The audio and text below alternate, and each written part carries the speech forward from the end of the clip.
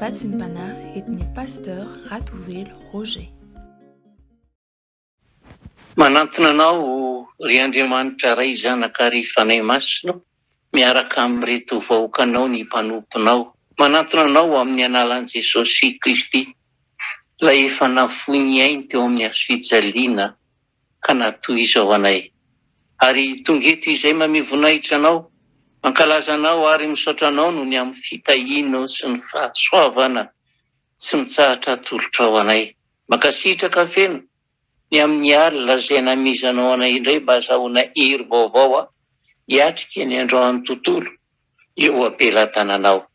Misaotra betsaka Jesosy ny amin'ny fiarovanao anay tamin'ny herin'ny aizina tokoa, ary dia indrona ny honao foana fa tianao izay ka nomenao hery vaovao hatateraka ny asanao. Mankasitraka ny ary Jesosy mankatelina rera mbola afaka hitondra ny hafatra ny mpanomponao, ary dia mankasitraka ihany koa ny amin'ireto vahoakanao izay tsy navelanao ho tafandromandry fa andre ny hafatra ambaranao, satria ianao mitsy ny efa niteny indro andefa ny teniko, ka izay rehetra mandre azy dia hita fitsarana sy fahasalamana.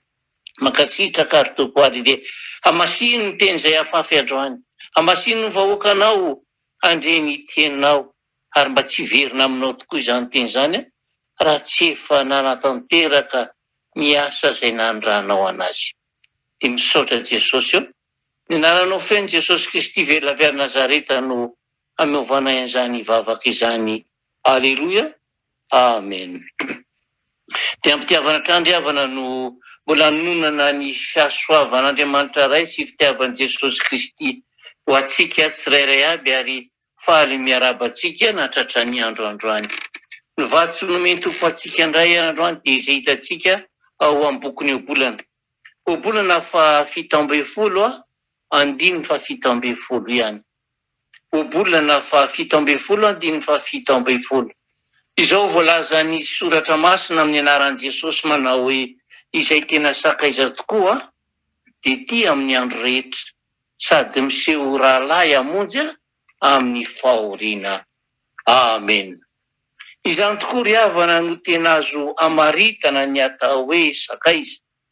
Ary zovy amintsika ireto moa no tsy mba maniry hanana sakaiza toy izany, dia ilay sakaiza tsy mitoetra ao anatin'ny fiatsaram-belantsika, ilay sakaiza tsy mitoetra ao amin'ilay hoe havana raha misy patsy, fa ilay sakaiza tsy mba manary amin'ny fahoriana fa eo foana, dia ilay sakaiza mahatoky tanteraka. Firifiry tokoa moa ry havan'ireo miseho teo anaty antsika ho sakaiza, indrindra fonisika mbola milona tao anatin'ny arena ohatra, tao anatin'ny voninahitra, tao tazana eny foana na andro na alina, ary mampiseho amintsika fa tena sakaiza izy, saingy ankehitriny kosa aiza izy ireny, araka ny voalaza ny Obolana ihany hoe ny arena tokoa no mahamaro sakaiza, fa ny malahelo afon'ny sakaiza. Ary misy aza nge tsy lany ny arena eo ampelantananao, fa saingy nahita olon-kafa indray izy, olona tsy hay hoe inona no tena mahasamihafa antsika aminy, saingy indrisy fa iny izy fa lasa nanaraka azy indray, ilay no hiverina ho sakaiza izany. Ary dia tazana amin'izany seho rehetra izany ry havana fa toa fitiavana, fisakaizana tsy lalipaka no manjaka eto amin'izao tontolo izao. Ary izany fitiavana izay resantsika eto izany dia na io fitiavana misy amin'ny olon-droa dia ny lahy sy ny vavy, na io fitiavana, fisakaizana, firalahiana fotsiny izao ihany koa. Nefa dia hita taratra amin'izany rehetra izany ry havana fa ny fifankatiavana eto an-tany dia mora ravo, mora potika ihany koa, satria tsy tena mitoetra ao anatinao ao ilay fitiavana, ary dia mora mirodana ilay rasaina fa fisakaizana, ary dia mazana aza fa tsy tena sakaiza ilay olona. Mazana tokoa mantsy ry havana, dia mamona no tena fototra tsy mampitoetra ilay fisakaizana. Ary zay nge mahatonga an'Andriamanitra ilaza hoe aoka tsy ho amin'ny fitiavam-bola ny toe-tsainareo fa mianiana amin'izay anananareo. Fa hoy izy, izaho tsy andao anao mihitsy na afoy anao akory. Hebreo 7:15. Jesosy no miteny an'io ry havana. Ilay Andriamanitra tsy mahay mandainga fony hatramin'ny fahaola. Tsy mba mandao anao mihitsy izy na afoy anao. Ary tia ilaza Jesosy ry havana fa izy no ilay tena sakaiza tsara tianao amin'ny andro rehetra. Betsaka ny olona no diso fanantenana amin'izao fotoana izao. Ary na dia isika izay miaino ankehitriny ary dia betsaka ny zavatra mety mampalahelo antsika manoloana ny zavatra miseho. Betsaka ny zava-manahira-tsaina antsika amin'izao fotoana izao fa tia hampatsiahy ianao no tena koreavana. Fa Jesosy dia tena tianao ary izy no tena sakaiza. Sakaiza izay manolotra ny aino anao ary mbola manatsotra ny tanany ankehitriny. Ary dia mipetraka amintsika ary ny fanontaniana hoe mety ary ve ianao hoe? Ny olana ve? Samy manana isika tsirairay avy ry havana. Ary eo amin'ny sehatra isan-karazany no isehon'izany eo amin'ny isan-tokantrano. Ary dia toa hiverina fa ho mandamoaka avokoa izay rehetra nantenaina.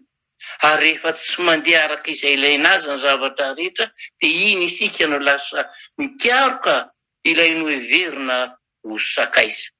Nefa ry havana, asa raha azonao an-tsaina fa ilay sakaiza izay tadiavinao amin'izao fotoana izay dia ilay sakaiza eto amin'izao tontolo izao. Tsaroa fa misy fetra ny fahefany. Misy fetra ny heriny ahafahany manampy anao eo amin'ny lafiny rehetra. Ko raha tsy mahalala an'Andriamanitra isika dia fantaro fa te hifandray aminao lalandava izy. Ary mety amin'ny fametrahana sakatsakany eny amin'ny lalak'izoranao no hanambarany an'izany satria te hamonjy anao izy. Fa hoy ny voalazan'ny bokin'ny Filipianina 4:5 tapafarany hoe efa mbiakaiky ny tompo. Ray andro rehefa mifanena amin'ny olona maro isan-karazany eny an-dalana ny tena koreavana. Tena antany tena hoe fa mba inona tokoa moa no itovizan'ireny olona ireny. Tsy haiko fotsiny izao fa dia tonga atao an-tsaiko ny hoe tsy lavitra ny tsirairay avy amintsika Andriamanitra. Ary mety mametraka izany fanontaniana izany koa angamba ianao, kanefa moa ve fantatrao fa tsy lavitra anao ihany koa anke Andriamanitra. Izy no akaiky atsika indrindra amin'izay manodidina antsika rehetra. Ary tsy hoe akaiky eo ihany izy fa izy mihitsy no ianterantsika. Satria tsy ho afa-miaina akory isika raha tsy izy no mihazona antsika. Tsy afa-mijoro akory isika raha tsy izy no manafy hery antsika. Ary izay ilay tena sakaiza ry havana. Tsarovy ry havana tsarovy ireo mponina atao hoe atena izay tsy nahafantatra an'Andriamanitra izay akaikitsika izay akory. Nefa na dia izany aza dia nanangana alitara ho azy izy ireo ka nanisy soratra hoe ho an'ilay Andriamanitra tsy fantatra. Amin'izao vanim-potoana ankehitriny izao ry havana dia betsaka ny olona tsy mbola tena mahafantatra an'Andriamanitra. Betsaka no tsy tena mahalala fa izy no tena sakaiza. Fa toa misy karazana voaly manarona antsika ka tsy tia halala an'Andriamanitra isika. Tsy tia halala an'ilay sakaiza tsara isika. Ny tsy finoantsika sy ny fahotantsika ry havana no mahatonga ny voaly io manarona antsika. Fa rehefa manantona hampatokiana an'Andriamanitra isika, ka raisitsika ny tanany ary miaiky hampatsorana ny fahotantsika isika, dia miala izany fisalobonana izany. Eny miala tanteraka izay rehefa iketsika ny mahiraka Andriamanitra an'i Jesosy mba hahatonga ny olona afaka hamonjy ny olona amin'ny fahotany. Tamin'ny alalan'ny asa-panavotana nataony no hanoloana ny tanany amintsika hamapana lalana tokana azy amin'ny olombelona sy Andriamanitra, ary indrindra sakaiza tsara indrindra azy.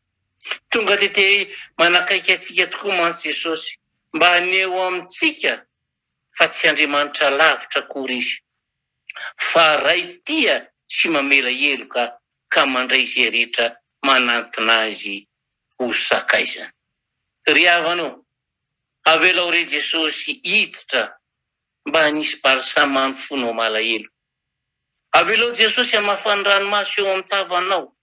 Avelao Jesosy hampahery anao. Avelao Jesosy hanasitrana anao. Eny, avelao Jesosy hanamarina fa izy no tena sakaiza mahatoky anao. Ary zay indrindra ingeny mahatonga ny boky Samuela ilaza, Samuela voalohany toko 2:7 ka hatramin'ny 9 milaza hoe Jehova no mampalahelo sy mampanankareny, izy no mampihety sy mampisandratra, izy no manangana ny malahelo ho afaka mivovoka ary manandratra ny mantra hiala amin'ny zezika mba hampiara amin'ny toetra azy eo amin'ny mpanapaka ka hampandova azy ny seza amboninahitra. Afaka manandratra ny malahelo ary hanandratra azy hiala ho afaka mivovoka izy. Izany no tena sakaiza tianao ry havana, ary izany indrindra no tiany atao eo amin'ny fiainanao. Tiany hanandratra anao hiala amin'ny fahasairananao io ka hatonga anao hanana fiainana be dia be. Miandry anao ary Jesosy, raiso ny tanany ary keo ny hosakaizany, fa izy mihitsy no efa milaza lazao amin'izay reraka-po hoe mahereza, aza matahotra, ino Andriamanitra reo ho avy mitondra fahamaliana teny ny fahamalin'Andriamanitra. Eny, izy tokoa no ho avy ka hamonjy anao, ary dia tsy hisy amin'ny ponina ao ilaza hoe marary aho. Ny olo izay mitoetra ao dia voavela heloka. Amen. Ivavaka tsika ry havana. Jesosy sakaizanay io, matetika izany no irairanay zanak'olombelona, fa izay indrindra le mipetraka eo amin'ilay sakaiza mpiatsara velantsika. Impirimpiry tokoa ianao mitomany eo anatrehan'ilay repahady.